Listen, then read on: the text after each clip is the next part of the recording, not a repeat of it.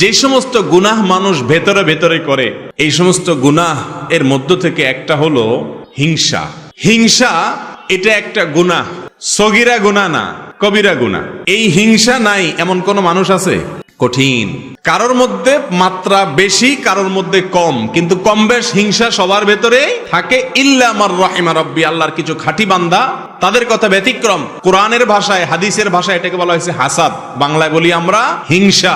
এই হিংসা নামক রোগ থেকে পরিচ্ছন্ন এবং মুক্ত মানুষের সংখ্যা একেবারেই কম। আপনি নামাজি রোজাদার মানুষ পাবেন, হজ করা মানুষ পাবেন, ফজর পর্যন্ত ওয়াজ করতে প্রস্তুত আছে এরকম মানুষও, কিন্তু মনটাকে হিংসা থেকে মুক্ত করা মানুষ পাওয়া বড় কঠিন।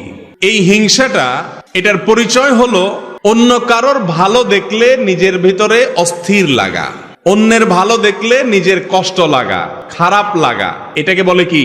হিংসা।